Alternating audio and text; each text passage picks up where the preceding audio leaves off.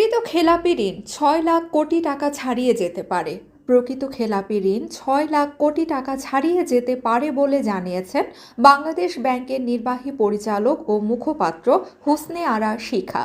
তিনি বলেন, আগে খেলাপি ঋণের তথ্য লুকানো হতো, এখন লুকিয়ে রাখা সব তথ্য প্রকাশের চেষ্টা চলছে। পুরো তথ্য সামনে এলে প্রকৃত খেলাপি ঋণের পরিমাণ ৬ লাখ কোটি টাকা ছাড়িয়ে যেতে পারে। মঙ্গলবার ৭ জানুয়ারি এক সংবাদ সম্মেলনে এসব কথা বলেন বাংলাদেশ ব্যাংকের মুখপাত্র। কেন্দ্রীয় ব্যাংকের পক্ষ থেকে গত ৫ মাসে বাণিজ্যিক ব্যাংকের বোর্ড পুনর্গঠন করা হয়েছে। ব্যাংকিং টাস্ক ফোর্স গঠন হয়েছে। ডলার বাজারের স্থিতিশীলতা ও মূল্যস্ফীতি নিয়ন্ত্রণ সহ অন্যান্য বিষয়ে বেশ কিছু উদ্যোগ নেওয়া হয়েছে জানিয়ে তিনি বলেন, এর মাধ্যমে কিছু সুফল পাওয়া গেছে, কিছু ফলাফল আসতে আরও সময় লাগবে, কিন্তু আর্থিক খাতে এখনও পুরোপুরি স্থিতিশীলতা ফিরে আসেনি। তাই বাংলাদেশ ব্যাংক খুব বেশি খুশি নয়, তবে আর্থিক ভীতি কেটে গেছে বলেও মন্তব্য করেন বাংলাদেশ ব্যাংকের এই মুখপাত্র।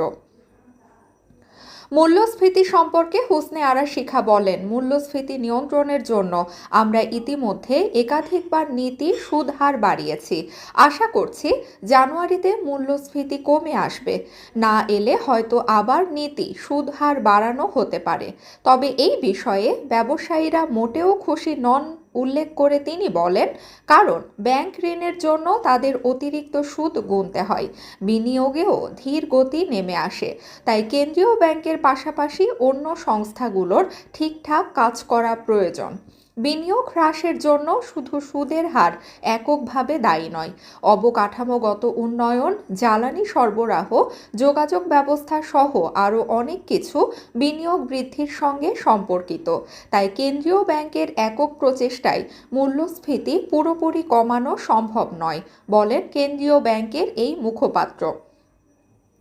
২০২৫ সালের শেষ নাগাদ দেশের কোনো ব্যাংকের মাধ্যমে কত টাকা কোন দেশে পাচার হয়েছে সে বিষয়ে স্পষ্টভাবে জানা যাবে উল্লেখ করে হুসনে আরা শিখা বলেন, পাচারের টাকা ফেরত আনা একটি সময় সাপেক্ষ প্রক্রিয়া।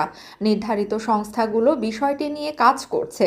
নিরাপত্তার স্বার্থে তারা এই বিষয়গুলো আমাদের সঙ্গে শেয়ার করেন না। সংবাদ সম্মেলনে বাংলাদেশ ব্যাংকের সহকারী মুখপাত্র ও ব্যাংকিং প্রবৃদ্ধি ও নীতি বিভাগের পরিচালক মোহাম্মদ শাহরিয়ার সিদ্দিকী এবং ডিপার্টমেন্ট অব কমিউনিকেশনস অ্যান্ড পাবলিকেশনসের পরিচালক সাইদা খানম উপস্থিত ছিলেন।